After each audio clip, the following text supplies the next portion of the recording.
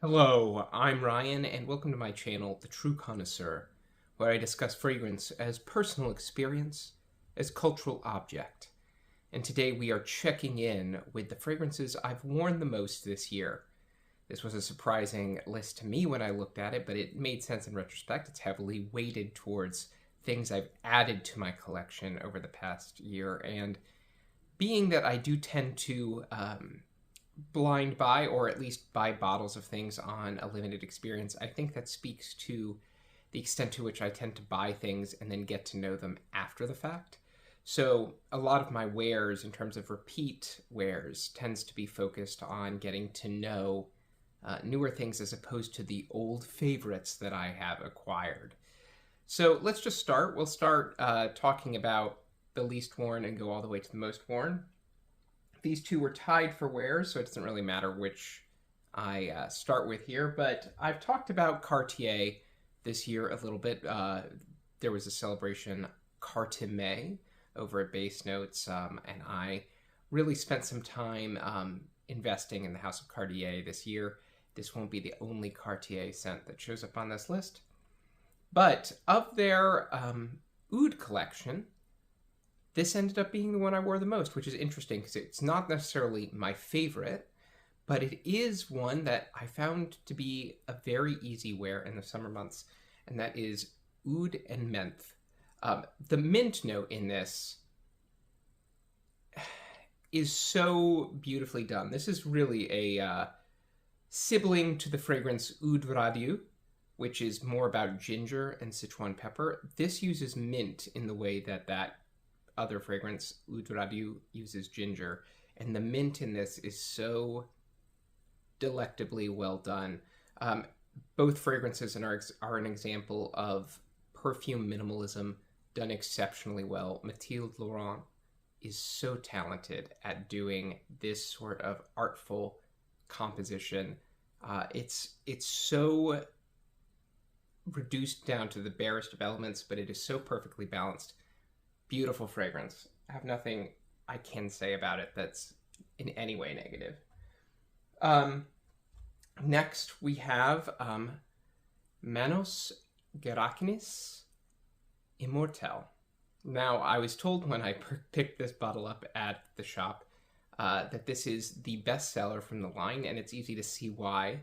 It is a very easy-wearing, lovely Immortelle vanilla with a slightly savory facet. It could read as gourmand. It reminds me a little bit of Carner Barcelona Palo Santo, if you have tried that fragrance, though I think this is better than that one. It's just very easy wear. I wore it pretty regularly across the year just because it was just so easy to wear, so appealing. It's a nice fragrance to wear on a night out where you're going to be with people because it's something that will generally be pleasant in the air. It's not edgy in any way, but it has enough character. And I'm drawn to things with Immortelle. I love Immortelle. So this is kind of a crowd pleaser Immortelle in a lot of ways. And I really think it's nicely done. Nicely done. It has a kind of warm golden glow, so the color of the liquid here is fully appropriate. So those two are tied, and then we're going to move into a cluster of 4 here that were also tied for wears, but got a few more. So we'll start with a duo here. So these are Acqua di Parma Notte de Colonia 4 and Acqua di Parma Colonia Original. Acqua di Parma Colonia Original, I wear this pretty regularly because it's almost the fragrance that I reach for when I don't want to wear a fragrance. It's so clean, refreshing. I like the way it leans into orange citrus, unusually for an eau de cologne. It's the perfect kind of like non-fragrance fragrance. Just enough character to be satisfying, but goes on cleanly, is easy to wear when you're just looking to relax, mellow out, feel clean. Notte de Colonia 4 is from their exclusive line, and it's a bit more complex, a bit more interesting. I would say, in general, it's a richer fragrance than Colonia, but there's some shared family resemblance between the two of them. This one really goes in the way of resins and a Papanac. So you get some of the familiar citrus in the start, but it's not an eau de cologne. This is a resinous fragrance, a bright, beautiful resinous fragrance with a slightly soapy undertone as you'd expect from Acqua di Parma, but gorgeous stuff. Maybe, you know, very much the most expensive smelling linens you might encounter would smell maybe something like this. It is very cheerful but clean, almost slightly soapy aroma. Bright, beautiful, resinous, stunning stuff. Underrated too, just because I think this line isn't as accessible. This was my favorite of the line when I sniffed them very quickly, and I found that this really has the character to kind of stand up to repeated attention. So in the same tier here, we have Caron PUH Parfum, the new 2024 edition. I've talked about this a little bit. It is a lavender balm with a resinous base. So you're getting that powdery lavender. There are 4 types of lavender that it cites in the note pyramid here in terms of lavender materials. And you feel that overdose. It's a little bit different than the spiky, sharp, very herbal lavender of the original. It evokes that, but it's a little bit more rounded, a little bit deeper. And then the base, instead of that thick, doughy, musky vanilla, is more of a musky resins with a hint of vanilla. Like, vanilla is still present. The DNA of the original PUH is here, but it skews in a much more resinous direction. Much like some of the fragrances we've seen thus far, it's just very easy to wear. It's very comforting. I wear it as a kind of evening calm down fragrance just because the lavender is so prominent. Really lovely. Strongly recommended. The retail price on this is very fair for what it's offering, so nothing bad to say about this one either. In fact, this is probably, at this point in time, my preferred variant of Caron PUH, and there are plenty out there, so there's one for everyone. This is the one for me, I think. And finally, returning to Cartier, the discontinued but perhaps returning in a limited fashion, the Cartier Le Baiser du Dragon, Kiss of the Dragon, which this is the earlier formulation. You can tell by the difference in the cap. This is beautiful stuff. In fact, I'm going to wear it because now that I've smelled it, I want to wear it.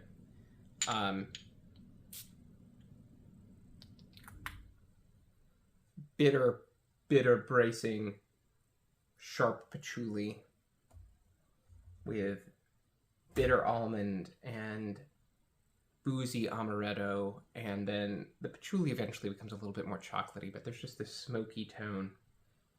Oh, it is a big, rich fragrance done exceptionally well. I haven't smelled anything quite like it. Despite smelling fragrances in the same category of this kind of rich style, I've never smelled anything that approaches patchouli in the top notes the way that this does, and the way the amaretto tones here just work so nicely with the bitterness. Exceptionally good. A favorite of mine, rightly on this list. The next two are both incense themed, so that shows my gravity, or the gravity pulling me towards incense this year. If you looked across all my wares, there's actually a whole set of incense perfumes that are really calling me back. The first of these, with the slightly lower number of wears than the top spot fragrance here, is Profumum Roma Arso, which is a gorgeous incense pine. I wasn't sold on it to begin with when I first encountered it. This is me coming back and saying, I really think this actually is the good stuff. This is pine about as well as it's done, with a beautiful smoky incense backing. It doesn't feel too Christmassy. It feels more outdoorsy and smoky in just the right way. Beautiful stuff, rightly held up as a reference fragrance for pine. I would say this is right up there with Serge Lutens Fianagi. Fianagi is the more Christmassy version of it, and this is the more outdoorsy one, and surprisingly it just works so well in heat. There's enough dryness here that it really just radiates in beautiful ways. And then number one, the fragrance I made a video about, my unboxing video, Filippo Sorcinelli, Notre Notte di Natale.